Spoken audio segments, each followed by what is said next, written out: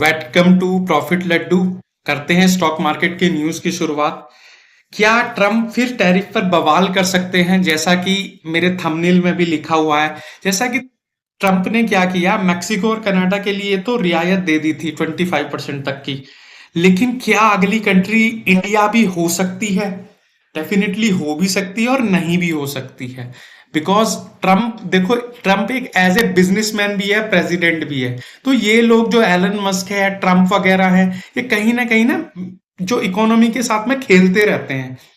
इनका कुछ नहीं पता चलता कि कब ये कौन सा कदम उठा दे। तो अभी चांसेस तो हैं, बट आगे पता नहीं क्या हो सकता है क्या नहीं हो सकता है, तो ट्रम्प ही बता सकते हैं। तो करते हैं ओवरऑल मार्केट का एक पहले व्यू ले लेते हैं, उससे अंदाजा लगाते हैं कि क्या मार्केट में चल रहा है। तो सबसे पहले आज जैसे इंडियन मार्केट को देखते हैं तो निफ्टी वैसे हरे निशान के साथ बंद हुआ है, पर उतनी मजबूती नहीं है।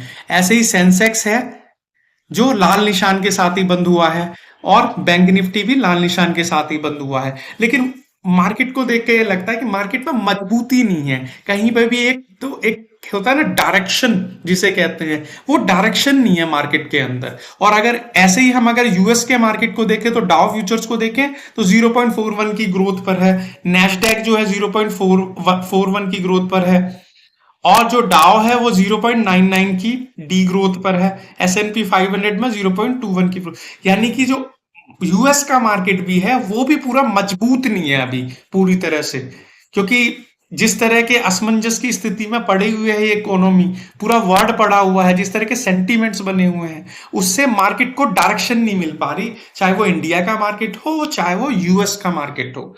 चलते हैं हम अपनी अगली खबर पर।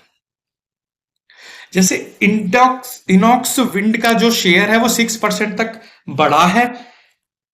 6% तक बढ़ा था सुबह तक, अभी तो ये 11.46% तक एनहांस हुआ है। इसमें क्या हुआ, 153 मेगावाट का ऑर्डर मिला है इन्हें। कहां से मिला है ये ऑर्डर? तमिलनाडु में इन्होंने प्रोजेक्ट मिला है इनको, जिससे कि इनका जो शेयर है वो 12% तक बढ़ गया है आज के दिन।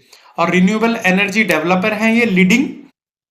तो चलते हैं आप अगली न्यूज पर, जिसमें हम देखते हैं अगली न्यूज को। जो इंडोसिंड बैंक है, जो उसमें क्या हुआ, जो एफआईआई थे, फॉरेन इन्वेस्टर से, उन्होंने अपना स्टेक बेच दिया। और जो स्टेक था लगभग 500 करोड़ का स्टेक था बल्क डील के थ्रू, जिससे क्या हुआ कि जो इंडसलैंड बैंक है वो डिक्रीज करने लग गया। वो लगभग 3.60% तक डिक्रीज किया है आज के दिन। चलते हैं फिर अगली न्यूज पर।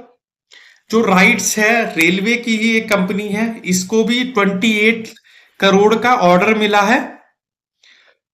जो साउथ सेंट्रल रेलवे से मिला है इसको जो ऑर्डर है, तो इसका भी जो शेयर है राइट्स का भी, वो आज के दिन काफी बड़ा है।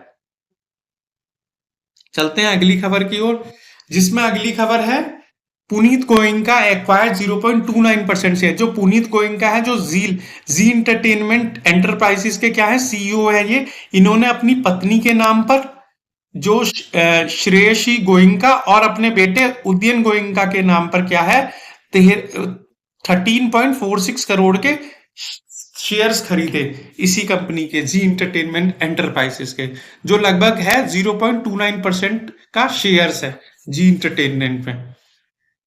चलते हैं अगली खबर की ओर, जिसमें डिफेंस शेयर कह रहे हैं कि इसको फोकस पे रखा हुआ है, जैसे डेटा पैटर्न्स है, और जिसमें जीआरएससी यानी garden reach shipping builders and engineers है, या बीडीएल भारत डायनामिक्स है, या जेन टेक्नोलॉजी, या पारस डिफेंस के स्टॉक्स है।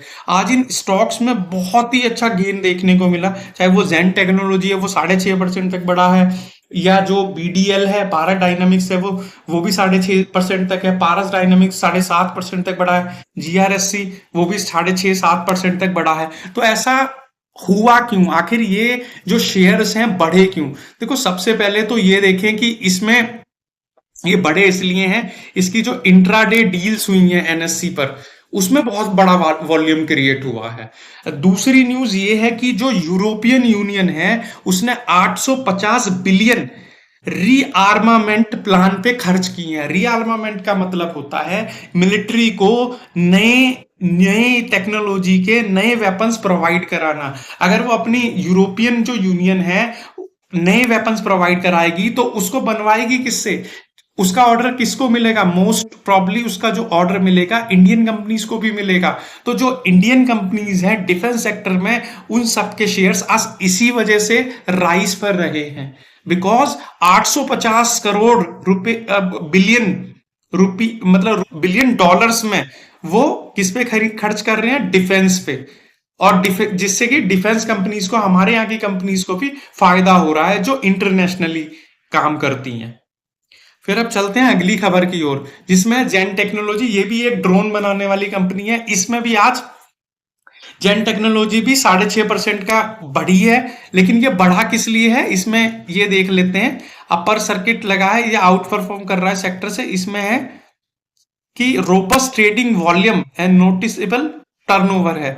इसमें ट्रेडिंग वॉल्यूम बहुत बढ़ गया है जिस वजह से ये ऊपर की ओर गया है। इवन जो इसका डिलीवरी वॉल्यूम है वो घटा है। डिलीवरी वॉल्यूम और ट्रेडिंग वॉल्यूम, ट्रेडिंग वॉल्यूम का मतलब होता है इंट्राडे या ट्रेडिंग डिलीवरी। इसमें क्या होता है, डिलीवरी में क्या होता है कि जब कोई पर्सन लॉन्ग टर्म के लिए किसी किसी स्टॉक में इन्वेस्ट कर रहा है, और जो वो होता है इंट्राडे वॉल्यूम होता है, इसका मतलब एक दिन के लिए इन्वेस्ट कर रहा है। यानी कि वो सस्टेन नहीं कर पाएगा वो शेयर ज्यादा समय तक। एक दिन तो बढ़ जाएगा लेकिन लॉन्ग टर्म तक नहीं बढ़ेगा क्योंकि उसमें डिलीवरी वॉल्यूम नहीं है, डिलीवरी वॉल्यूम मिसिंग है। यही इसमें बताया गया, despite A decline in the delivery volume, यही बताया गया है इसमें। फिर आगे चलते हैं। जब टीटागढ़ रेलवे सिस्टम्स है sees the surge in open interest. Open interest इसका बढ़ा है, इंडिकेट इंक्रीज मार्केट एक्टिविटी बढ़ गई है इसकी। इसमें क्या है कि जो फ्यूचर्स और ऑप्शंस का वो जो ओपन इंटरेस्ट होता है वो इनका बढ़ गया है। और जो डिलीवरी वॉल्यूम है यानी कि जो लॉन्ग टर्म इन्वेस्टमेंट है, जो लॉन्ग टर्म मनी जो इसमें जानी चाहिए शेयर्स में, वो नहीं गई है। खाली जो ओपन इंटरेस्ट की वजह से ये शेयर 6-7% तक ये भी बढ़ गया है। अब चलते हैं नायका। नायका में जो यूबीएस जो है, जो भी एक फाइनेंशियल रिसर्च फर्म है, उसने अपग्रेड किया है India's Nykaa to buy as revenue growth sustains. जो इसकी रेवेन्यू ग्रोथ है वो सस्टेन हो गई है डिस्पाइट रिवल्स, यानी अभी इसने पहले से ज्यादा इंप्रूवमेंट की है जो नायका ने है। तो इसकी जो वो है रेटिंग है उसको अपग्रेड कर दिया इन्होंने, यूबीएस जी ने। चलते हैं अगली खबर की ओर जिसमें बायोकॉन। बायोकॉन एक फार्मास्यूटिकल कंपनी है। इसको क्या है 3% इसका शेयर लगभग अप किया था, वो कल किया था आज नहीं किया था। जो यूएसएफडीए अप्रूवल मिल गई है, United state food and drug association की अप्रूवल मिल गई है कैंसर ड्रग्स में इनको। तो ये अप्रूवल ही बहुत बड़ी अप्रूवल होती है अगर यूएस के अंदर ये अप्रूवल मिल जाती है।